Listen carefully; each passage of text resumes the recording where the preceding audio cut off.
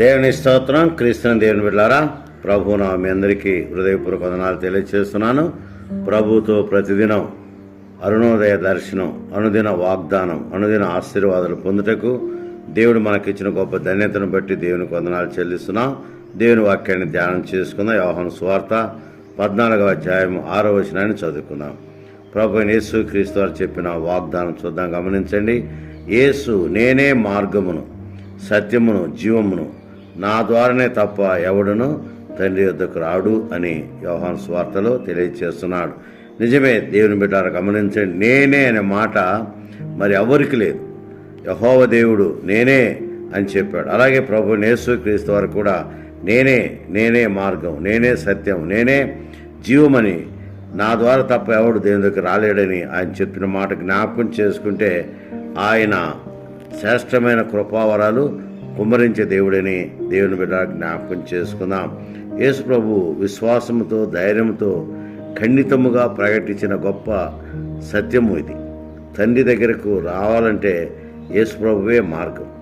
ఈ మాట భూప్రపంచంలో ఎవరు అనలేదు, ఎందుకంటే ఆయనే మార్గం కాబట్టి. ప్రభు అక్కడే ఎంతో నిశ్చయముగా, ధైర్యముగా పలికాడు, నేనే మార్గమును, నన్ను వెంబడిస్తే మిమ్మను సరైన సత్య మార్గం నడిపిస్తానని, తండ్రి ఇంటికి అంటే పరలోక రాజ్యం చేరుస్తానని హామీ ఇచ్చినటువంటి దేవాతి దేవుడు ప్రభు యేసు క్రీస్తు వారు. ఆయన శిలువ మరణం ద్వారా ఈ మార్గం మనకు ఏర్పాటు చేశాడు. పాపి అయిన నీవు, నేను పరిశుద్ధులైన దేవుని అబ్బా తండ్రి అనుటకు నిజముగా యోగ్యులం కాదు, కానీ ఆయన ఆ మార్గం మనకు చూపించినట్టుగా చూస్తున్నాం. ఆయన దేహం మన కొరకు నల్లకొట్టబడింది, దేవాలయం ధర చినిగిపోయింది. మనము పరమ తండ్రితో సహవాసం చేయుటకు, అనుబంధం కలిగి జీవించుటకు దేవుడిచ్చిన గొప్ప ధన్యతను బట్టి దేవునికి వందనాలు చెల్లిస్తున్నాం. ఈ లోకంలో సంతోషమునకు, సమాధానమునకు, ప్రతిదానికి యేసు ప్రభువే మార్గం. నిజమైన గమనించండి, ఆయనే మార్గమని దేవుని బిడ్డలారా జ్ఞాపకం చేసుకుందాం.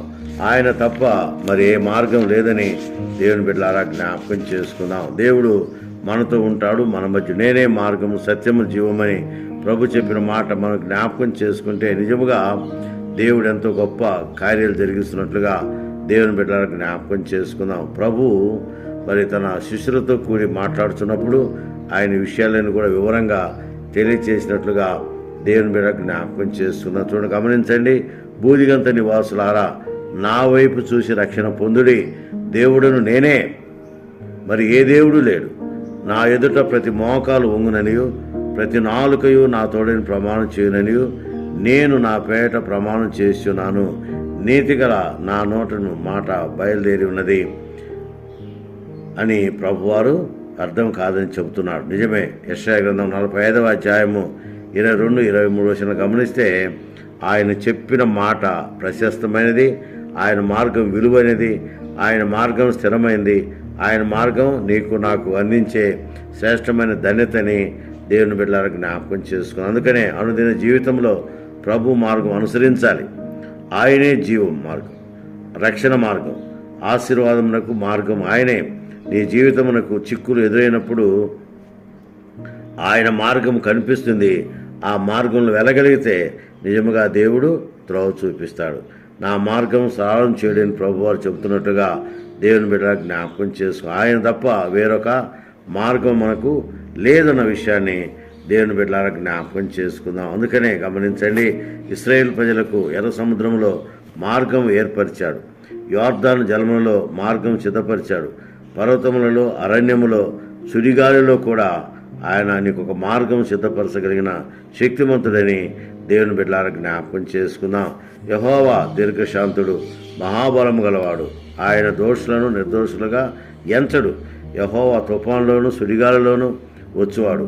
మేఘములు ఆయనకు పాదధూళిగా ఉన్నవి. ఆయన సముద్రమును గద్దించి ఆరిపోజేయును, నదులన్నిటినీ ఆయన ఎండిపోజేయును. ఇలాంటి శక్తిమైన దేవుడు నహూము గ్రంథం 1వ అధ్యాయము 3-4 వచనాలు చూడగలం. నిజమే.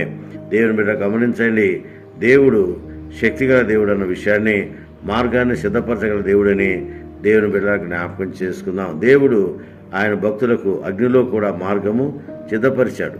షడ్రకు, మేషకు అభ్యర్థకులను అగ్నిగుండంలో వేసినప్పుడు అగ్ని వాసన అంటకుండా వారిని కాపాడిన దేవుడు మనకు తోడుగా ఉన్నాడనే విషయాన్ని దేవుని బిడ్డలకు జ్ఞాపకం చేసుకుందాం. కాబట్టి దేవుడు ఎల్లప్పుడూ మనకు తోడుగా ఉంటాడనే విషయాన్ని దేవుని బిడ్డలకు జ్ఞాపకం చేసుకుని ఆయనే మార్గం, ఆయనే సత్యం, ఆయనే జీవమని దేవుని బిడ్డలకు జ్ఞాపకం చేసుకుందాం. అందుకనే దేవుడు అంటున్నాడు, యెహోవానగు నేనే మీకు పరిశుద్ధ దేవుడను, ఇశ్రాయేలు సృష్టికర్త నేనే మీకు రాజును, సముద్రములో త్రోవ కలుగ చేయవాడను, ఒడిగల జలములలో మార్గము కలుగు చేయవాడు నేనే అని దేవుడు వాగ్దానం చేస్తున్నాడు. యెషయా గ్రంథం 43వ అధ్యాయం 15 నుంచి 17 చూడగలము. నేను అరణ్యములో త్రోవ కలుగు చేయుచున్నాను, ఎడారిలో నదులు పారజేయుచున్నానని యెషయా గ్రంథం 43:19లో భక్తులు తెలియచేసి నిజమే. దేవుని బిడ్డ గమనించండి, ఆయనే మార్గము సరళం చేయవాడు, ఆయనే మార్గమని దేవుని బిడ్డ జ్ఞాపకం చేసుకుందాం. నిత్య మార్గము, సత్య మార్గము ఆయన ప్రభువును వెంబడిస్తే మనకు దొరుకుతుందన్న విషయాన్ని దేవుని బిడ్డలకు జ్ఞాపకం చేసుకుందాం. అందుకనే దేవుడు అంటాడు, ఇరుకు ద్వారమున ప్రవేశించుడి, నాశనమునకు పో ద్వారము వెడల్పును, ఆ దారి విశాలమైనది, దాని ద్వారా ప్రవేశించువారు అనేకులు.